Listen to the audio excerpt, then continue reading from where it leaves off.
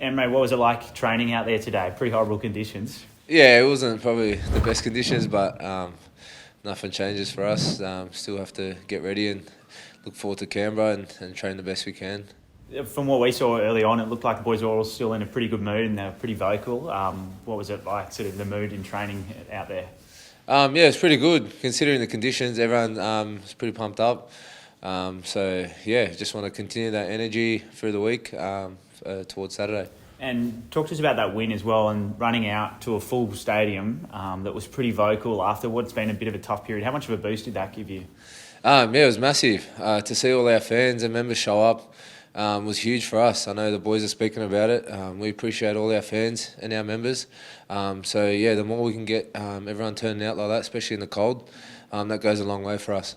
And yourself, I mean, from what I saw, I thought that was one of your best games you've played in the Red V. You really aimed up in front, kind of set the tone in defence in that first half. What did you make of your performance? I think it's been a bit of a rocky year for me with the injury and suspension.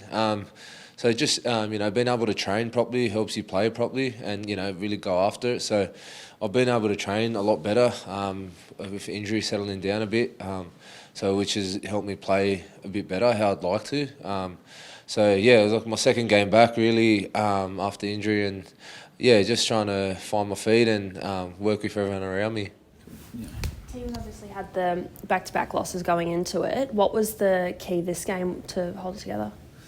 I think we just spoke about playing our footy. There was a few times there where Moses could have probably gone around the other centre and winger or tipped on, and we just talked about holding the ball and just completing our sets, and he'd done that, tucked his nose down and got down and played the ball, and I think just little things like that kept us in the game, just kicking along and defending well. So I think we don't got to complicate things. That simple things for us work, and Got out of the gates really quick, and then second half was 8-16. Do you look at that and then kind of address it?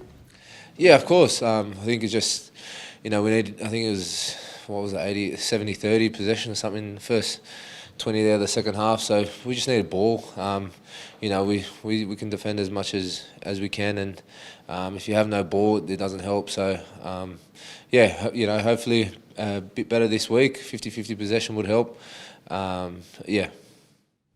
And going back to Canberra, have you spoken to any of the boys or your old mates there?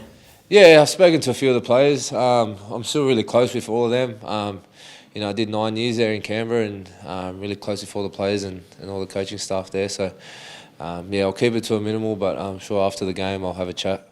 So you sort of take a step back for the communication in the lead up to the game? Yeah, probably just keep it normal, but won't be too friendly leading up, and then after the game I'm sure we'll have a little cuddle. Yeah. And how big would a win be? Because obviously off the back of the one you had on the weekend, but it's a really tough month of football in terms of the teams you're playing in the next couple of weeks. Yeah, it has been tough. It's been a bit of a different road for me, but I know for the boys it's been tough. The next month of footy is it's going to be hard. We've got no more buys, and I think the boys don't mind that. They spoke about playing week in, week out, and it helps you work on the things that you need to work on. So that helps. It helps the rhythm and the flow. And I guess the young blokes standing up in this forward pack seem to be just going to another level. Like on the weekend, you had a fair few guys not finish the game, but you were still able to hold out and were really strong in that middle part of the field. Yeah, I think that's just expected of everyone. If someone goes down, someone else has to pick up the slack and go to another level. And it's not just us. You see it across every team. People go down all the time, and everyone has to pick up the workload and help out.